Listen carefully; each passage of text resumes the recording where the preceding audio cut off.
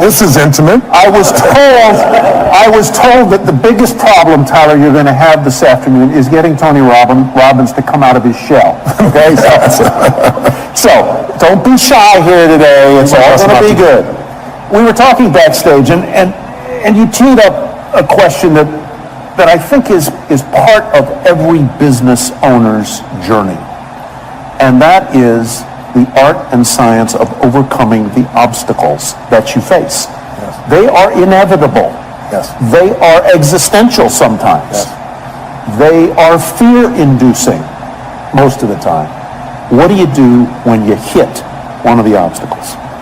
Well, I think it's really important. First of all, it's great to be with you all here. I know you've had a full day, and I hope to add some real value to you in this brief time. I think it's really critical that you understand that everybody wants to grow their business, and we all go through different phases, right? Just like human beings go through phases. You know, you give birth to your business, and you're an infant, and an infant is a run for survival, and cash flow problems are a natural process in most cases, and you're running. Hopefully you get to a teenager where now cash flow is not a problem, you're growing like crazy, and then you have a new problem. You don't have systems in place. And maybe you get to young adult where you have to decide what you're not going to do. Eventually, hopefully get to prime where you're growing your business revenues and you're growing your profits and you've got a professional organization and you're not doing it. Because as long as you're doing it, really you don't have a business. What you have is you're self-employed. There's nothing wrong with being self-employed. But whenever you meet someone who's in business is stressed, they're always a business operator. And my focus is to become a business owner. How do you do that? You realize that the chokehold in the growth of your business is always the leader. And it's your skills and it's your psychology. And I found it's 80% psychology and 20% skills. You got to have the marketing skills. You got to be able to lead. You got to be able to recruit. You got to do all those things. But really, most importantly, you got to get it through what I call the threshold of control. And this, to me, is the secret to really succeeding in business. And it's pretty simplistic. How many of you snowboard or ski? Anybody out there snowboard or ski? Give you a sense? So most people are terminally intermediate when they get in that sport, right? You know, they really never get that good. They're not really a belong. They're kind of in the middle, and they never get much better. And I think the reason is they never push themselves beyond what they can handle, right? You're used to greens or blues, and you find yourself on a double black, and what happens? Everything inside you freaks out because you're past what I call the threshold of control, your comfort zone. And you look down, you go, I could die doing this. So now you have two choices. Either most people slam themselves on the ground, hang on for dear life, and try not to skid off the cliff, and at best what you do is survive. Or a few people let go of their fear, no matter how scary it is, and goes, I got to go down this thing, and there's no other choice, and they focus on where they want to go instead of what they're afraid of. And they find a way to carve. And once you carve a few of them, that double black is your bitch, right? You don't have to worry about that anymore, right? And so that's what happens in business. So for me, I can remember going and starting my first business in Vancouver, British Columbia, Canada. I got on a radio show, and this person was a shock jock radio show, and I didn't know it. And they started attacking me and saying I'm a liar and a charlatan. You can't do these things. And this therapist called me up and said, you know what, I've dealt with people forever. You can't wipe out a phobia in less than an hour. It can take 7 years. I have a patient right now I've worked with for 7 years, and I've been able to solve this. And I said, great, bring that patient tonight. I'm doing a free guest event at the Holiday Inn, and I'll take care of that. It should take me 10 or 15 minutes. and you do it? I did it, and I was able to do it. I wrapped a snake around this woman. She had a snake phobia. A phobia is an uncontrollable response. So because of that, I had people coming to these guest events like crazy, and I thought I hit the home run, right? And I did this big guest event. There was like 1,000 people there, which for me would be like, I don't know, 100,000 people in an event right now. And after I was done, a bunch of people signed up for my seminar because I did a free value-add event, and then I would invite them to come spend 3 days with me. And this man walks up to me, and he's from immigration. He goes, a great seminar. He goes, I'd like to see your work permit. And I said, what's a work permit? Right? You know, when you're in beginning business, you don't know these things, right? He goes, well, to work in this country, you need a work permit. And he said, I'll tell you what, I got to see you tomorrow at 5:30. I goes, well, my seminar starts at 7. He goes, you'll be fine, just, you got to be there at 5:30. He said, I'm not asking, it's a requirement. So I show up at 5:30. I wait for half an hour. Now I'm starting to stress. And finally I sit down with a guy and he says, you're taking away Canadian jobs. I said, how many Canadian firewalkers are there? Come on, that's what I was doing those days. And he said, no, you teach NLP skills, neuro-linguistic programming, and these people have classes of 20 people and you got a class of 500. And so they say you're taking jobs, so your event is over. So what do you mean your event's over? He goes, if you walk on that stage tonight, we will handcuff you and deport you. This is what I call a threshold of control. He says, you're going to have to give the money back. I said, I can't get the money back. I spent all the money to put on the seminar. I wasn't a good businessman. I just wanted to help everybody, right? So I spent all the money. And he goes, you have no money? Well, you're going to have to deal with that. So I walked out of the building. I have 40 minutes. People are going to arrive. I can't go on stage. What do you do? I told my 3 staff members, 2 of which were volunteers, what happened. They were like, oh! And I said, here's what we're doing. I'm doing this seminar. And he said, you're going to go to jail. I said, I'm not going to jail. I said, how close is the border? True story. And they said, well, there's a place called Bellingham, Washington. It's about an hour and 40 minutes. I said, rent me 6 buses, and I'll meet the people up front before they go in the hotel. This is not a problem. I met everybody up front. They said, this is a traveling seminar. It's a surprise, right? We're going to America. It was a 3-day seminar. We had to go and come back each day and night for 3 days in a row. I got all but 4 people to agree to do it. And then I got to Bellingham, Washington at the Holiday Inn there, and there was like a bar mitzvah, a wedding or some stuff next door, and it was so loud you couldn't hear anybody. And so I said, just lie on the floor, close your eyes, going to hypnotize you into this shit, right? You know? But so what happened was you learn how to get through that, right? And we learn how to be resourceful. When you realize that your problem is not a lack of resources, it's not a lack of money or technology or contacts, it's not. It's your psychology.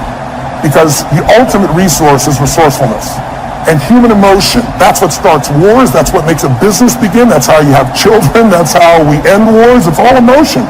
And so what I really learned to do is how to manage my emotions. So, once you solve that one, the next one shows up. I started franchise, and a couple franchisees were really upset when all the people representing on my side said they didn't make things clear to them. And it's all bullshit, but it cost me $5 million in 4 years. I thought the first one was like a $50,000 challenge. Now I got a $5 million challenge. And it took all the money I'd saved in my entire career to pay that off, and I was starting over again. And then I grew from that. And then I finally got, I had a partner in business, and long story short, they had a business that was losing $1 million a day, and he turned it around and making $1.8 billion in EBITDA. He offered me his partner, and I signed a document saying we're all joint and several. There was $40 million in debt. I figured I had $10 million of the debt to have $1.8 billion in infrastructure. And it turned out my partners, 2 of them were broke. They weren't billionaires. They had lost their money. And the other one was the son of a billionaire, and his dad had given him nothing, had $5 million to his name. So I was on the hook shortly after for $120 million when they didn't have $120 million. I figured out how to deal with that. By doing that, I eventually took my companies to this year will surpass $6 billion in 33 companies because I made it through the threshold of control. So I want you to know, when you see these big numbers by any entrepreneur, they all started with blocking and tackling, and they all started with how do I get both the skill and, more importantly, the psychology. You can get the skill if you can get that part of you that just doesn't die, the part of you that finds the way to add more value than anybody else so you can keep growing. Where does the perseverance come from for you? Where does the indomitable spirit come from? Here's the title of your book, Unshakable. Yeah. Where does the drive come from? You did not grow up in easy circumstances. No. At all. No. No college. No. At all. No. All self-educated. Self-educated, a household that was not easy. True. Is that part of the reason that you are as perseverant as you are, as optimistic as you are, as forceful as you are? That didn't create my optimism. No, it didn't create your optimism. but maybe it was a way to I think it developed moxie. My mother was a really good woman. I didn't talk about it when she was alive, and frankly, even if she passed, I didn't talk about it until one day I was sitting in front of a group of 30 kids that were abused by their parents. And I told them that, your biography is not your destiny, and you're not defined by what happened. But I could see in their eyes, a big, tall, white, rich guy, he doesn't understand. And so I told them the whole story. My mom beating me against the wall till my head bled, pouring liquid soap down my throat till I threw up. So I think in order to protect my younger brother and sister, I had to become a practical psychologist. That drove me, and I developed moxie to be able to deal with stuff. So that was the gift. If my mom had been the mother that I wanted to be, I wouldn't be the man I'm proud to be, I think. So that was the gift in it. But I think the drive part is falling in love with your customers. I love people. I've always loved people. And I hate suffering because I've suffered. And I love to light people up, and not just light them up, pump them up. I love to have them have a skill, have them a tool, have a system. When I do my boot camps each year for our business mastery programs. I guarantee everybody there on the day one, you'll have $1 million of value in your opinion, or we'll give you, keep all the stuff you got and we'll give you your money back. No one ever leaves, because I know how to add that value in the business for those people. So I think the drive is the biggest mistake I think businesses make is many businesses are started by people that you built the product you love. And that may still be true for you. Like, you built this great jewelry, or you built this great software, or whatever skill set you have. But the problem is, the world changes so fast now. I mean, I'm old enough. Who remembers the Sony Walkman? Anybody ancient enough to watch it? That product lasted 20 years. Now a product like that won't even last a year, right? The competition is too high. So today, if you and I are going to really succeed, you got to fall in love with your ideal customer. Because look, I'm sure you know that right now the economy we have is looking pretty good, but it's going to correct because we've done nothing since 2008 except print more money. And we didn't even print money, we put ones and zeros in computers. So there's going to be some corrections, and when those happens, it's going to shake people up. You need to fall in love with a client who's going to do well with you even when the economy goes to hell. Think about it, Starbucks. I was sitting across from Howard Schultz and had a great conversation and said, what is he most proud of? And he said, he used to say starting Starbucks. Then he said, now it's surviving 2008. If they closed, I think it was 1,300 stores, if I remember correctly, for $2 coffee. So you need to get your ass ready for winter, because it's coming. And if you've got challenges now, but if you do well in winter, you'll dominate for the rest of the time. And the way you do well in winter is you fall in love with your ideal clients, and then you come up with the irresistible offer for them. Steve Jobs created 99-cent songs, but he didn't create that shit. We all know that. Where'd it come from? Who's old enough to remember Columbia House, where you got like 10 albums for $1? Remember that? Or for a quarter and stuff. They built $1 billion company. Tom Shoes, shitty product. I love him. Great what he does, but 2 for 1, being able to do something where I get it and I benefit somebody else, brilliant idea. Built the whole company on that. He didn't build it on the product. He built it on the mission, right?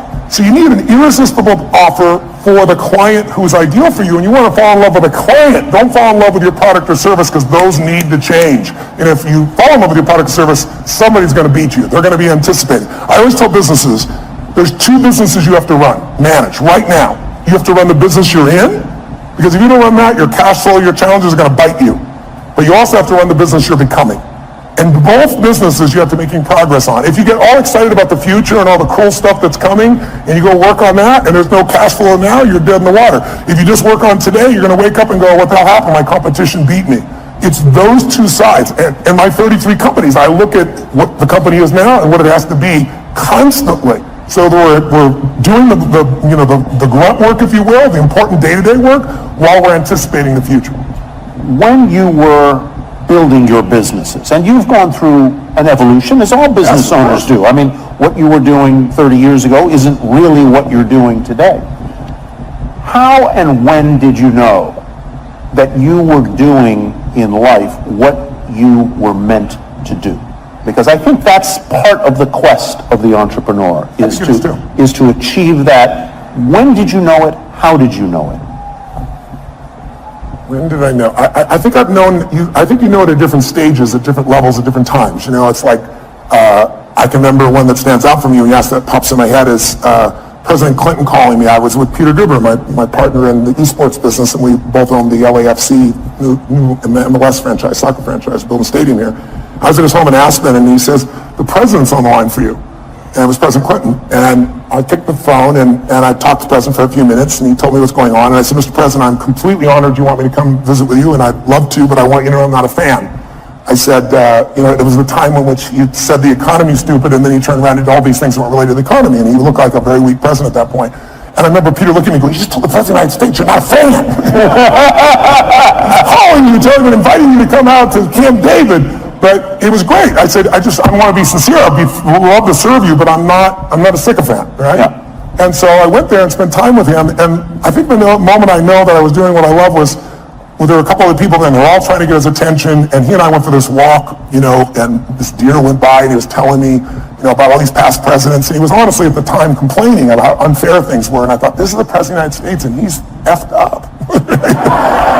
And I'm 31 years old, and I got to help this bastard, and then that night he wanted me to stay, and it was New Year's, and I left Aspen with my family and Peter, and I promised my family I'd come back, and I said, "No, I promised my family, Mr. President," I said, "I'd be happy to work with you in the future," and I left. Leaving the president when everybody else stayed was a moment I realized I'm doing what I'm really supposed to do. I've kept my party straight. My family's still number one. Making contribution is number two. I'm able to play on the scale that's global, and I'm able to play on the scale that matters most, which is local and family. I think that would be a moment that sticks out for me. I don't want to spend a lot of time on this, but since you brought up the subject of presidents, I have to ask you about the current president. Yes. Have you advised him? And if you haven't, how would you help him? Brain transplant? No, just kidding. I know the president quite well. I've known him for many years. I gave him his first big speech. I might be to blame. He wrote about in his book. He thought he was coming to speak to 200 people on my seminar with 10,000 people, and he just kind of lost it a little bit. And then his number one piece of feedback on how to succeed was get a prenup. And I thought, oh my God. And I know Mrs. Clinton very well as well. So I had a great difficulty in this last election because I felt like both parties lied. And I think that's extremely hard. I mean, everybody tells white lies, but some were pretty exaggerated and obvious on both sides. And so I found it was a more difficult time. I help people on both sides of the aisle. I don't talk about who I help unless they talk about it publicly. President Clinton shared, he called me one day and said, I got this overhead speaker, the president's calling him. It was in my offices, and big offices and 2 floors. I went to pick up this phone, and sure enough, it's the secretary, and the president's waiting, and he says, Tony, they're going to impeach me in the morning. What should I do? I was like, could you call me sooner? It's tomorrow morning. What the hell are you going to do, right? So, he said, what should I do? And I said, the answer is not what should I do. You're asking the wrong question. First question I ask is, what do you want? Do you want parents, moms, dads to have their kids look up to you? Or do you want to just stay in office? I mean, it's a different outcome. I said, if you want to stay in office, I said, easy for me. I'm not a lawyer and I'm not in your position. But let's be honest, you're never going to get thrown out of office. There's too many votes on your side. So I said, you're going to stay in office if you do nothing. But I said, if you really want to be respected, I said, you can share the truth. You're a lawyer without putting yourself at risk and still get more of the truth out. And we had this great conversation. He said, man, that's exactly right. That's exactly what I do. So I'll call you back. I'll call you back in 20 minutes. So I'm waiting 20, 30, 45. About an hour later, the secretary calls me and says, President wants you to know he's still resolving things. He wants to get back to you. And then another 30 minutes went by, and I'm thinking, I'm affecting history here, right? And then I saw him standing with all the Democrats beside him just saying, nope, we're going to kind of keep this theme component and went through things. So over the years, I've had a chance to work with people on all sides. And what I think about the current president is he's a terrible communicator, but I think he actually has some good ideas. And I also think he's communicated so poorly, and our world is so divided that now anything he says is seen through that filter. If I think you are the nicest man in the world, it totally controls my experience of you. It has nothing to do with you. It's my belief. If you treat me mean one day and we're best friends, I'll probably go, you're having a bad day, right? If I can't resolve it with you. Mm-hmm. And who's ever had a bad day where you hope somebody else thought that about you and you were just having a bad day, right? Yeah. So, but if I think you're a manipulating bastard, and I'm wrong, but I believe it, and you don't treat me mean, you treat me real nice, what's the first question in our mind? What does he want? So your questions, your belief, your emotion, your experience has nothing to do with life. It's shaped by what you believe. And most of you believe what you believe not by interacting with these people personally. You're doing it through the media. And the media is a great component, but everything is sound bites. And let's be honest, it's no longer about informing you. It's about startling you. Informing you will never get your attention. There's too much. We got oceans, people say that we're living in an information society. That's total bullshit. The information society died a long time ago, right? We're drowning in information. We're starving for wisdom. And what we get now are sound bites. And now people don't, it's not news anymore. On both sides of the table, people basically pretend it's news when it's all commentary. And so your perception, it's like I had lunch recently with George W. Bush. I brought him out to speak to a group of my funding groups. And I bring up people on both sides of the aisle. And this year we're working with President Obama so we can get him in. But to give you an idea, most people there thought, they're more liberal, and they were thinking this guy's evil. And after 2 hours of conversation, there wasn't a person that still thought that. Right? They not only liked him, but I asked him about his decisions, and they got to see why he made the decisions he did. And when you see the why, instead of all the bullshit you hear and the generalizations that he's an evil guy, you start to go, wow, I might have made a different decision. I might not have with that information that he had at that time. And I asked him about the current president, and it was still during the election when this is occurring.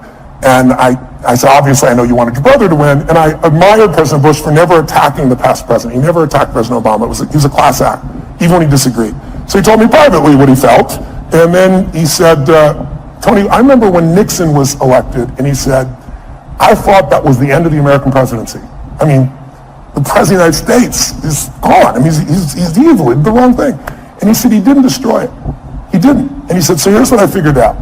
The office is bigger than the occupant.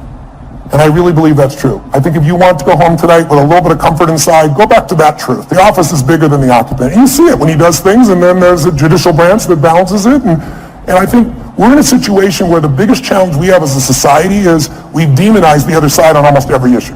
Right. It used to be that, congressmen and senators would go fight like crazy on the floor, and then they go have a beer together. Now you're radioactive if you talk to somebody. And that's huge. I met Mr. Gorbachev. I got a chance to fly him for 4.5 hours, and I asked him, what ended the Cold War? And he said, the end of demonization. He said, it used to be you guys were attacking us, and everything you did was evil. We were the evil empire, and we knew you were evil. And he said, one day, I was sitting there with President Reagan, and he was lecturing me. And he said, I could feel the anger. He said, I could feel my face burning red. I was so mad. And I said to him, you are not my teacher, and I am not your student. You will not lecture me. And he said, then I lectured him on the evils of capitalism. And then we're going back and forth, and he said, so that's when in the Cold War. And I said, that's a really great answer, but I'm with you for 4 hours, and I want to know the moment. What's the moment? I'm a student of history. What changed the world? Because most of us forget. That's probably, take away terrorism. Terrorism is nothing compared to the level of nuclear assault that the USSR and the US had at that stage. Biggest change we've had.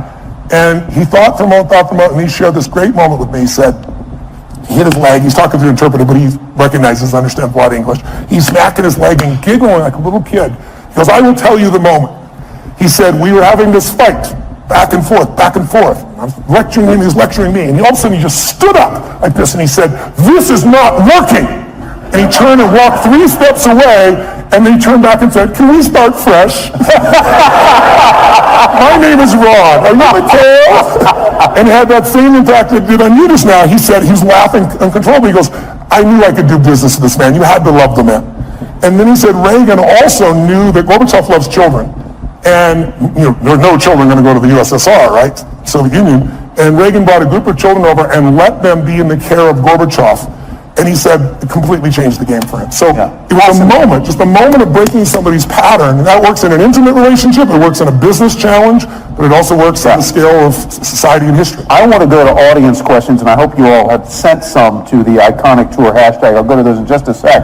But from politics back to entrepreneurialism and entrepreneurship, you've built businesses, you've faced business challenges, you have talked to people like the people in this room, entrepreneurs. What do they ask you most, and what do you tell them? Time. Time seems to be the largest issue. How many of you have time issues in running your business, having to have a life and your time? Can I see your hands out there who feels like that's there? So you can see it's about 90%. There you go. Trim, right? And some people are just too tired to raise their hand. But the issue of time is not the real issue. The real issue is that they're operating as an operator, not an owner. Yeah. And so what I start to do in the beginning, you have to do both, right? But what I start to do is show them how you have to be able to break off and get other people to do things. But more importantly, I teach people. I do a 5-day boot camp. I call Business Mastery a couple times a year, and we bring in businesses from all over the world, literally. And we have people just starting a business, and we have people with businesses that are doing $1 billion, $2 billion, $3 billion. And what you find is that there's a common pattern amongst all these group of people where they find themselves, if it's a small business, they do everything because they figure like they're the only one can do it, or they tried someone else and they failed. Well, that happens in every business. You have to begin to leverage yourself, or you're just going to be self-employed, and you'll never have the scalability. A business is a system that adds value even when you're not there. And you as a leader have to get good enough to both hire people and train people so that you're not a manager. A manager works with people to make sure they get the job done while you're there. But if you have to be there, I run 33 companies. Every 4 days I'm on a plane, train, helicopter on stage somewhere on average in a year, and I got 33 companies. There's 12 I manage directly, but I couldn't do that by management. I do it by leadership. I build leaders who can make their own decisions. I hire people that are the best of the best. Now in the beginning that's hard because you have no money, right? So you hire the best that's called you and you pay them nothing, right?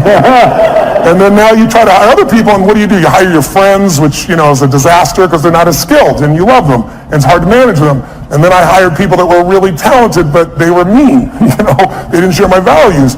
And so eventually you get to that place where you can find the right people. But I think The most important secret for the growth of any business, the question I guess on how to get over the time, and the answer is you got to take 2 hours, 90 minutes a week with your team of 1, 2, 3, 2,000, and you got to meet where you work on the business. And I teach people a format called 7-7, where there's 7 areas of a business that you cannot miss. Marketing, sales, optimization, the financials, culture.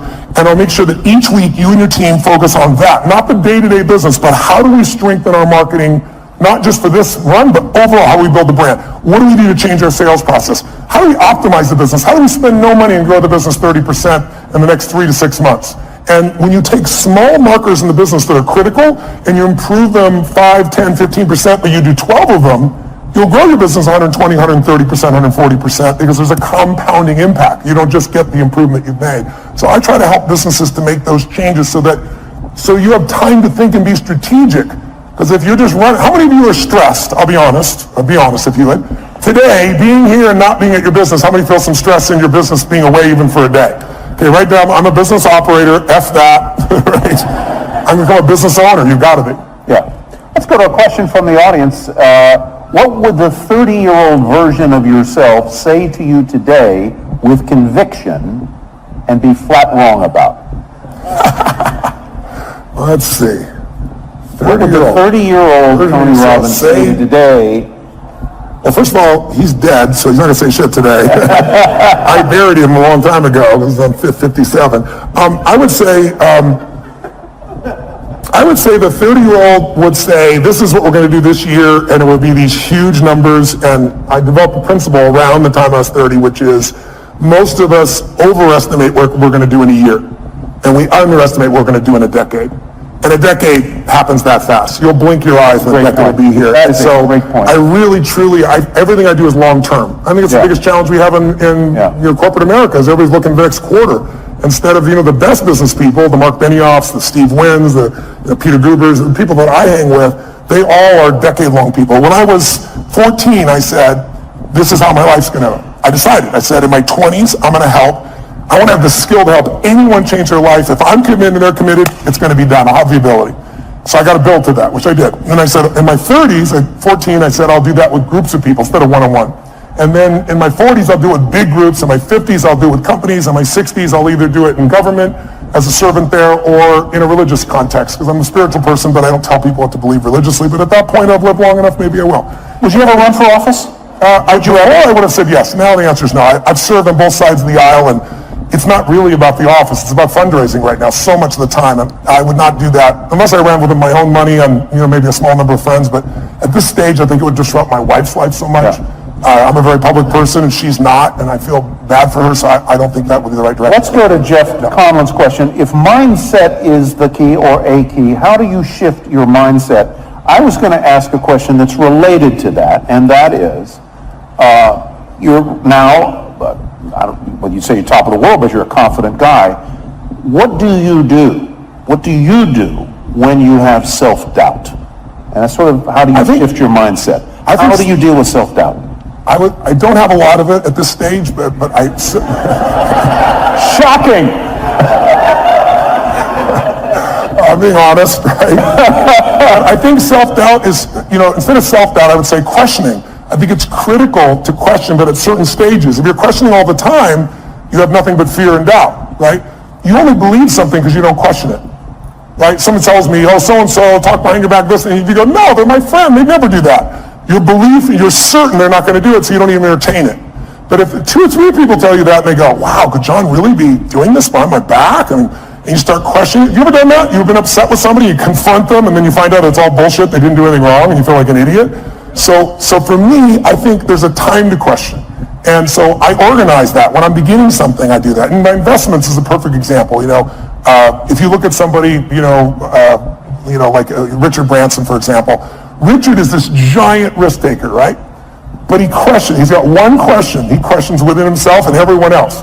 How are we going to protect the downside? It's his number one question. He never believed it. The guy risks his life. When it comes to investments in business, he doesn't risk anything. He told me when he was building Virgin, he's taking on British Airways, and it's a giant outlay of capital. I mean, this could literally bankrupt him, and everybody said it would. So he said, okay, how to protect the downside. And he negotiated with Boeing for a year and a half and convinced them that if he went out of business, if he was wrong and lost his business in the first 2 years, he could give back all the jets and have no liability whatsoever. So his whole focus is asymmetrical risk reward. How do I take the least risk with the most upside? If I was going to say anything to entrepreneurs in this room, the illusion that you've been taught is that great entrepreneurs take giant risks. It's total bullshit. There are some exceptions that have, and they've gotten lucky. But if you look at the ones that consistently succeed, they know the upside will take care of itself. They focus on how to protect the downside, and they take risk where they know I'm taking a limited risk for an unlimited upside. So if I'm wrong, I'm still okay. You know, I work with Paul Tudor Jones, one of the top 10 traders in the history of the world. And Paul, I've worked with him, I've coached him now for 24 years. He hasn't lost money in those 24 years on his own personal trading. And during that time, I've learned so much from him. And the biggest thing I learned from him was this asymmetrical risk reward, that when he risks $1, he wants to be certain he's going to make 5 where he doesn't risk the $1. See, most people risk $1 to make 10% or 20%. You won't do that. If you do that, you're going to go broke. Because here's what happens. You risk $1 to try to make 5 and you're wrong. Risk another $1, and if you win, you still win big. You can be wrong 4 out of 5 times and still break even. That's how the best in the world do it. They don't do it by taking these gigantic risks where everything's on the line, and if it doesn't go perfectly, you're out of business.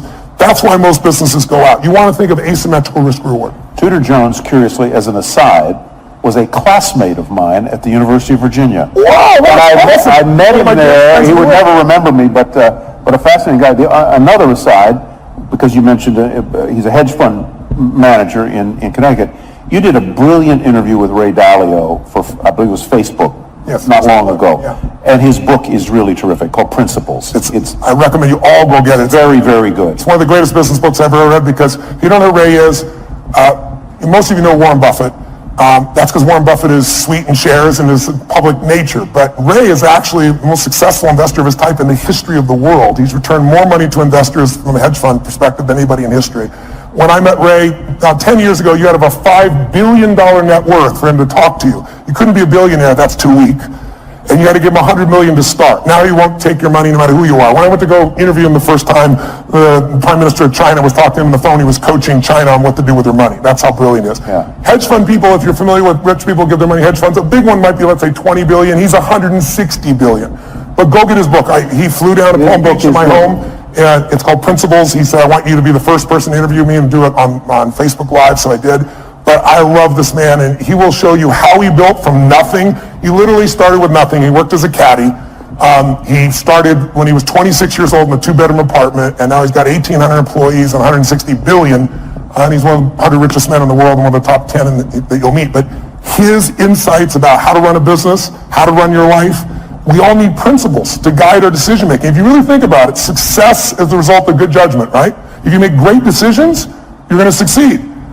But where does good judgment come from? You know, good judgment often comes from experience, and experience often comes from bad judgment, right? So what I found is the way to speed it up, the way to have less of that bad judgment is... I got to think about that for a minute. That's good. That's true, right? Good, yeah. So I found that the way to speed it up is not learn through my own experience, but learn by modeling others, compress decades into days. So if you can get a raise, now Ray's been a very private man for the last decade and a half, but he's 68 years old. He's a good friend, and he's entering this stage where he now wants to go public for a short time, give everybody a nose, and then disappear because he feels an obligation to give back to the society and human beings that have helped him to succeed. Yeah, so go pick it up. It'll be fantastic. We had him at another event, and he talks about this idea of radical transparency and how he runs his business. It's a very different, I'm not sure it would work for every business, but it certainly worked for him. Let's go to Satori's question. With so many people wanting your help, what are the factors for you to select whom you privately train or mentor? You're a busy guy. You've got a time management thing. I'm sure a lot of people would like a piece of Tony Robbins' mind. Yes. How do you decide whom you're going to help? Well, first of all, I try to do things online. Like there's a zillion things on YouTube, so no one has to spend any money. Anybody who wants to be inspired can do that. The only thing I don't like about that is it's random. Mm-hmm. I'm a system guy. Like, I know how to take you from here to there. So I have products that can do that for people. And then I have events, and the events have gotten bigger and bigger. Now we do 10, 14,000 people in a weekend. And so anybody can go. Who I coach are people that I know by touching them, I can touch millions more. So when I work with Mark Benioff at Salesforce, in the early days, Mark sat in the front row, came to 3 of my same seminars in a row, and was like, are you new? Are you a little slow? I was teasing him, And Mark's as big as I am. He stands up, I'm looking at this guy eye to eye, and he goes, my name is Mark Benioff, and because of you, you finally pushed me over the edge. I'm going to start my own business. I'm leaving Oracle. I'm going to start this company called Salesforce.com. And he said, and you mark my words, we're going to change business around the world. We're going to do $100 million in business. Well, this year he's going to do $10 billion, right? So he's grown a little bit. But when you're around people like that, you get to see what the distinctions are that separate people. You get to see what makes them stand out. And by coaching him, I'm able to affect everybody, not only all of him and his employees, because he's that kind of owner, right? He's a leader, but also he's a leader in the social community. He's very conscious about that. And everybody from Facebook to Apple to GE, the back end is Salesforce. So impacting him impacts many other people. And then I just pick people who I feel the need is. I mean, somebody stops me on the street, my wife will tell you I can't not help. I got to help someone. I may have limited time, so then I'll invite them to a seminar or send them a book or a package or something so I can give them a guide to go to the next level. So I don't ever say no, but I can't coach everybody one-on-one, so I try to do it in groups where there was a wonderful anecdote I read, since you brought up Mark Benioff, that I guess he was a guest at at your home or resort in Fiji, and in the middle of the night, he and all of the other guests, this goes to the question of how do you overcome your fears? Tell that story about Benioff jumping into the river and what you didn't tell him about the river. Okay. Well, I have a home in Fiji. I've been going there since I was 23, 24 years old. It's one of my favorite places in the world. And the people there are extraordinary. You're carried as a child every day for 6 months by someone 24/7. So when we talk about raising them, being raised by a village, it's true there. And they sing in full part harmony when they're 4 years old. So when I went there, I was touched by it. And I went and explored this island, and I was with this chief. And they have this river that goes both ways, because it's this river where the ocean comes in, and it looks like out of Africa or something you'd see down in South America, and eventually goes in this scary-looking area into a giant lake. But the tide is so fast, it would just take you. And then, 8 hours later, it reverses and goes back out. So I was with him this one day, and I said, are there any, fish in there? And the Ratu, which is the main chief, points out, goes, what about that? And we looked back, and it's a giant manta ray going under the bridge. So I said, F it, I'm doing this. And I just jumped in. And then the thing took me. And it took me for a wild-ass ride. For about 20 minutes, I ended up this lake. And then, dumbass me, I didn't think about how the hell am I going to get back. It was so strong I couldn't swim against it. So I spent 8 hours on this little island there before I got back. So then I came back one time with a friend. It was nighttime. And I was like, they were talking about Devil Rock and Shark Alley and all this shit. And I was like, let's do it at night. But I had a boat waiting for us. Wait to bring us back. We jumped in, and it was scary as hell, and all the phosphorescence going on. Looks like pixie dust. It's a wild experience. Flying fish scare the shit out of you. They come by. And so when Mark came, he flew over and come spend a week with me there. I took him and woke him up, and you have to do when the tide is. It was like 2 a.m. I woke them all up and said, I got a surprise for you. Like, what? I said, just trust me.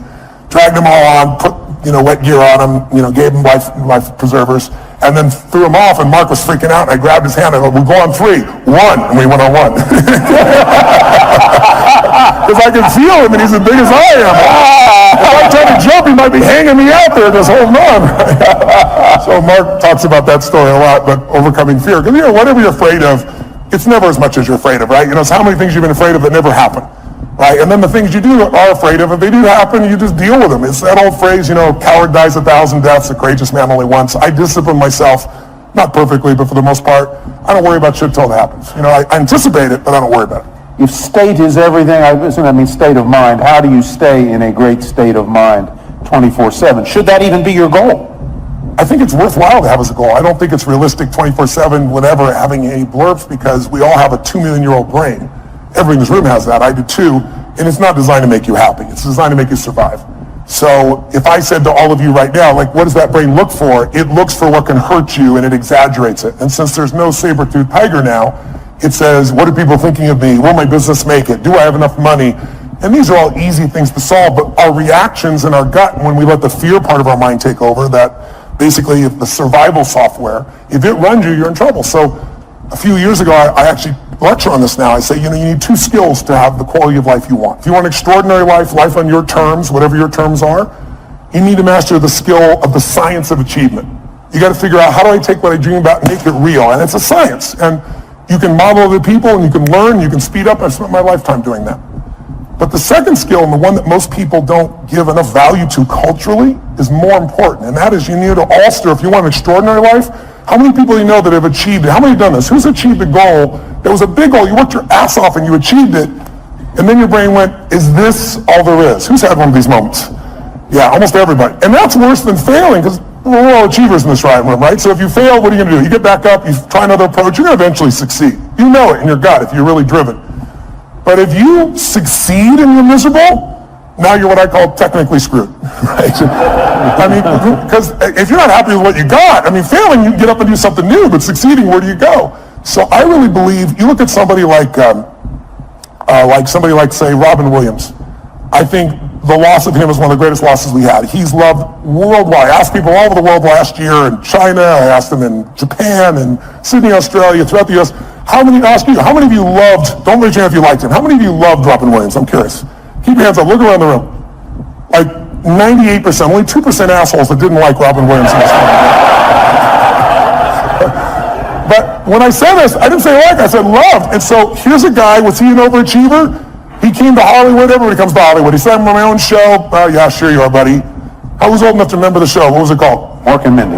Mark and Mindy. It's old people in this room, clearly, right? He does Mark and Mindy, but he also makes it the #1 show. Then he says, I'm going to have a beautiful family. He does that. Then he says, I'm going to make more money than I can spend. He does that. Then he says, I want to make movies. He does that. Then he says, I want to win an Academy Award for not being funny.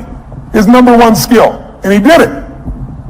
And then he hung himself in his own home, leaving his wife and children to find his lifeless body.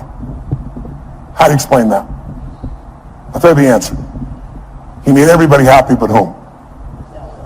And his wife said he had Lewy bodies and upsets in his brain. That's all true, but he used drugs and alcohol his entire life. He suffered his entire life, made everybody happy but himself. And so I love the guy. One of my birthdays, I was at TED and I did this talk, which was very popular, and he came up to my birthday party. A bunch of guys took me out to dinner that night and jumped on top of the table and sang happy birthday as a Russian woman and then as a Chinese man.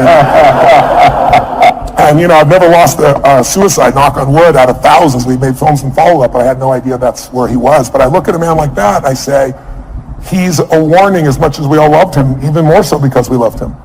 I know none of you are going to kill yourself. I'm not worried about that. But a lot of people live a long time, but they don't really live, you know, because they let their stress and their frustration, you know, I always say achievers don't get fearful. We're all achievers, right? We don't get fearful. We just get stressed, right? Stress is the achiever word for fear. So I say to you, what are you stressed about? Well, I got to do this. I got to make this thing happen. What if you don't? Well, I got to. Well, what if it'll fall apart? What if it falls apart? Then it'll fail. What if it fails? Then I'm a failure. What if you're a failure? And now if I follow the trail of your stress, it'll take me to your deepest fear. And the only way to have your life work is to face that fear and push through it. What is courage? Courage does not mean you're not afraid. It means you're afraid and you do it anyway. You're scared shitless, but you do it anyway. And I think if you're going to succeed at the highest level, you've got to face those fears. Leads right to the next question. Based on your experience, what are the top 3 characteristics to have in order to be successful? For these type of people, what does success look like? What does it feel like? What are the characteristics that can get you there? What success looks like and feels like is different for everyone because we all define success in a different way. So I leave that to them. But what does it take to succeed? That I can tell you because I could be an idiot at this point. But when you've been with 50 million people, 4 million in live seminars for days and nights and days and nights, I know that whatever we do, it's a result of our patterns. It's not us. There are certain patterns that'll make you angry, they'll make you frustrated, they'll make you pissed off. And there's certain patterns of thinking and feeling and using your body that'll make you playful and fun and grateful and excited and passionate. And if you think it's you, because you've done a pattern so long, it's hard to change yourself, but it's easy to change a pattern. Where do the patterns come from? We learn them through our conditioning. When you first were born, you can do anything in your life. You can, scream, yell, go to the bathroom in your pants. Try that when you're 30, see if it works, right? But you learn very quickly as time goes by, your love for nothing as a baby, right? Your love, no matter what you do, because your mother's, got oxytocin. She's drugged, natural drug in her body. Men get it too, but women get 10 times as much. That's why a healthy woman cannot leave her child. A healthy man can, but a woman can't. Right? She's biochemically healthy. And so you look at this and you say, what are the 3 things needed? I can tell you what they are. The number 1, I love intelligence. I love wickedly intelligent people. I try to hire as many of them as possible, learn from them. But what's more valuable than intelligence is hunger. You find, if you looked at what's the common denominator between Richard Branson, Mark Benioff, You give me a list of whoever it is. I guarantee if you dig underneath, their hunger has never gone away. Some people get hungry because they got a goal to, achieve something or get in a swimsuit by a certain date or some stuff. But that's not an identity change, right? These are people that are like myself. I'm hungry today at 57 more than I was at 26. I'm feeling me. And when I say hungry, I'm hungry to contribute, to learn, to grow, to make a difference. I'll never settle less than I can be or do or share or give or create. And everyone I know that's successful, that's the driving force. Because with that hunger, you can get the skill. With that hunger, you can figure it out. There are a lot of very smart people who can't fight their way out of a paper bag in a pragmatic way. And they got, great transcripts and shit like that. I went to Harvard one time and I spoke, and right before I spoke, they had voted at Harvard Business School to not release anyone's transcripts to the recruiters of the businesses coming in, to block it. And the argument was, your education is more than just your grades. And I went berserk. I got up there, first of all, they said, Tony, I expect to be, 1,000 people there, a couple thousand people there. And they said, no, Bill Gates was here, we have 300 people, it's gonna be much smaller. But we ended up with about 1,200 people, standing room only. And they gave me 30 minutes, and of course I went 3 hours. I did, no one left. But one of the first things I did, I said, what is this bullshit I'm reading? This was in the paper that day. I said, listen, I'm not trying to be disrespectful, but you're being disrespectful to each other. I said, if you're not willing to show your transcripts, I agree with you. Your career, who you are, is more than just your degree here. But you chose Harvard for a reason. And there are people here that worked around the clock and got, 4.0, and you got yourself a 2.6, and you're going to block them because there's more of you than the 4.0. It's not going to work that way when you get in business. When you get in business, you guys who are doing this right now, you're going to be judged on one thing, results. And your grades are the results in this context. And if you think your grades are not it, then convince me as the interviewer that the grades are a part of it, but there's so much more you've done. If you can't do that, you're never going to make it. I said, you guys, anybody voted for that? Just count on a future that is full of pain.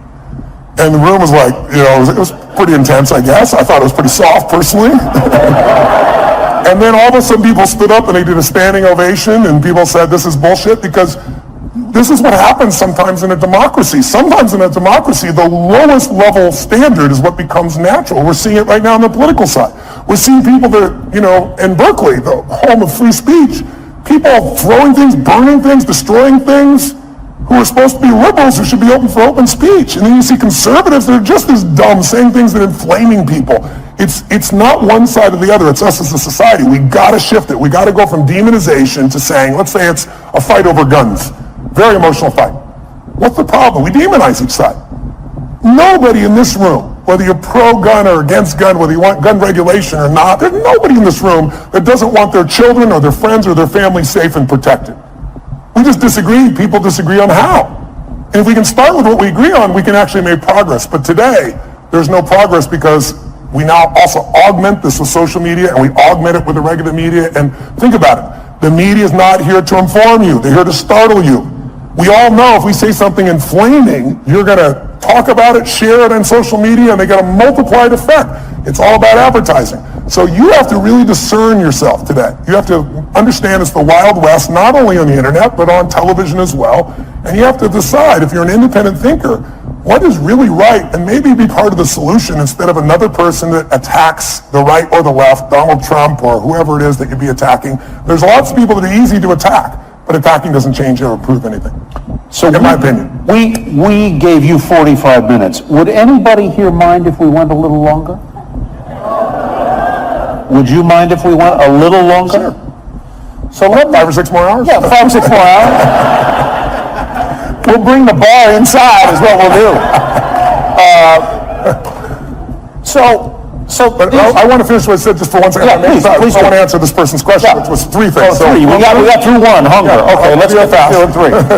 Hunger is the number 1. I think the number 2 is having a mission larger than yourself. Because it's kind of like having a child, right? Having a child is a very exciting thing, and then you have a child and you go, what did I do? Sometimes, right? Same thing with a business, right? You've got to really be able to have something you're doing it for that's more than you, because in the early days of the business, it doesn't really make you any money, and you work your tail off, so you need pride of ownership, you need joy, you need a mission. And I really believe until you find something that you care about more than yourself, you'll never discover what you're capable of. Because we'll all do more for others that we love or respect than we'll ever do for ourselves. That's part of the beauty of being a human. Most of us do more for our kids, for example, than other people. And then I think the third thing is, you got mission and hunger, is you really have to become obsessed with strategies. Because strategies can save you so much time. The wrong strategy, I'll give you a stupid metaphor. If you said your number one goal is to see a sunset, and then you start running east as fast as you can, I don't give a shit how positive you are. I don't care how hard you work. I don't care how long you've been putting into it. You got the wrong strategy. But the right strategy in business and in life can save you a decade. And someone else may have spent, again, a decade figuring it out through trial and error, and then they figured it out. You might be able to learn it in 6 weeks or 6 months or 6 days or 6 hours. So I think that would be my third element. So let me ask you a question that may be a little off point, but I hope helpful. A lot of people in this room and a lot of people in the world want to follow their passion, okay? But they've also got to put food on the table and pay the rent and pay the bills. How do you do both at the same time? How do you have your mission, have your passion, and do that when you know the world is a tough place, hard to make a living, hard to pay the bills, places expensive? How do you do that? How do you thread that needle? Well, it depends on who you're dealing with, right? If the person is entrepreneurial and they ask me this question, I always tell them, you've got to take care of your kids, you've got to pay the bills. And I said, but, tell me when you work. And they tell me, well, I work, 9 to 5 or 8 to 5 and I'm exhausted and everything else. I said, well, what are you doing with the other 8 hours? Because that's what I did. I worked as a janitor all night long, middle of the night, everything else. I could compress time there because it was based on results, not time. So if I could do a great job in shorter time, I had that time. But then, what I start doing between, 7 o'clock at night and 2 in the morning, which is pretty much the time I worked, that's when I was developing myself, getting the skills, learning, educating, starting the business. So I think people just have to realize it's a gut-wrenching process. Entrepreneurship is not for everybody. Most people fail in entrepreneurship. The vast majority fail. 96% at 10 years, but what happens after 10 years? All clear sailing after that? Anybody remember Lehman Brothers? They ran a century. They had gross revenues over a century of more than $1 trillion with a T dollars. That's what went through their bank accounts over that century, and they're gone. So I don't think it's right for everybody. I think you have to really be clear, is your personality the right personality if you're going to begin in this area? And then if you're going to work for somebody else, you can still become financially free, but that means you got to stop being a consumer and become an owner under our entrepreneurs. You want to own businesses, right? Get out of just being, don't just own an iPhone, own the company. But not just Apple, obviously. But how do you keep your energy up and your enthusiasm up?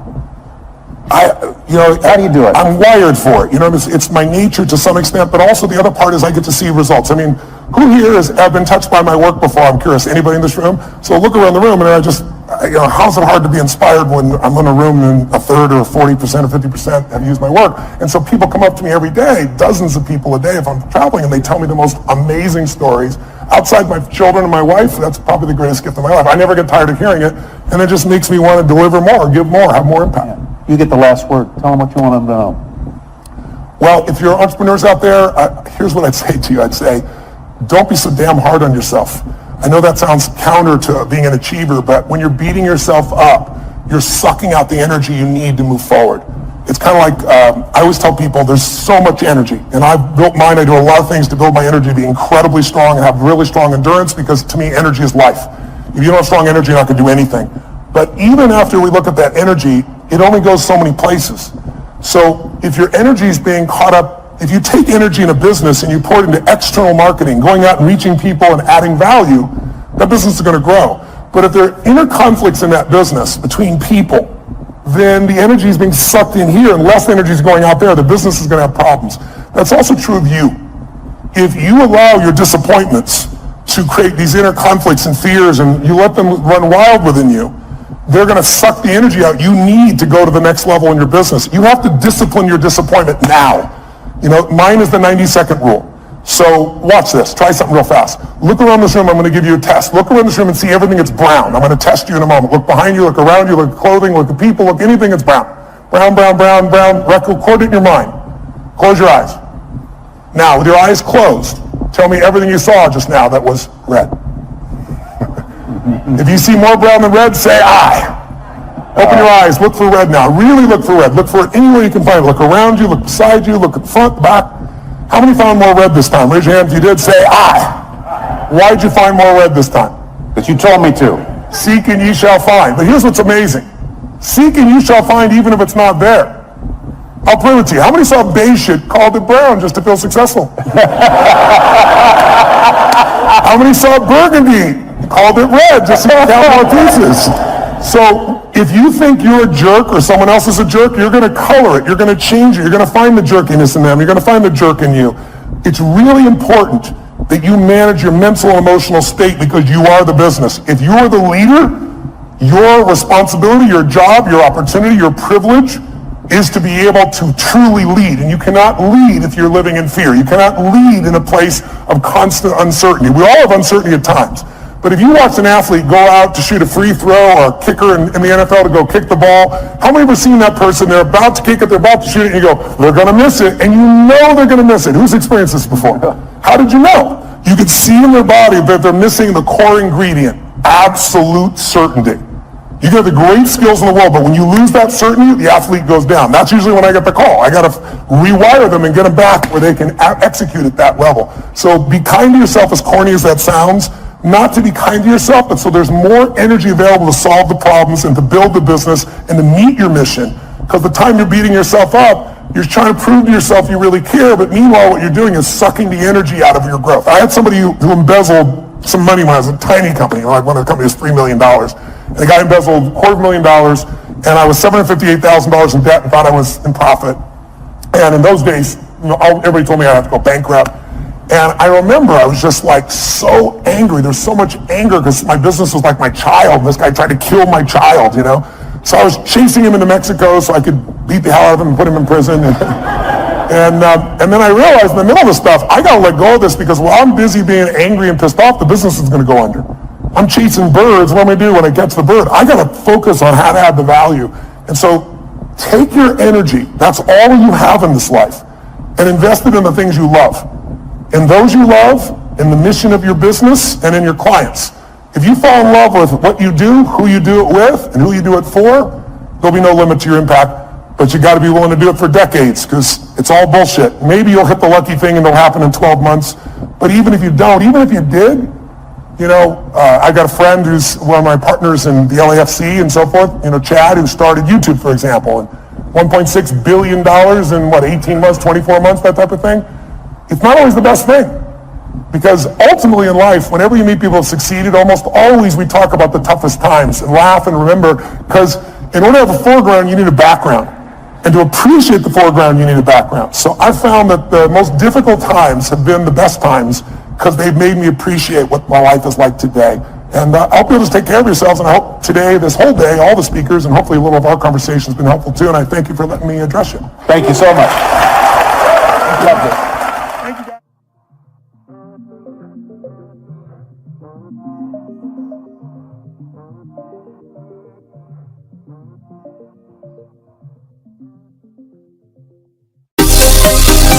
be right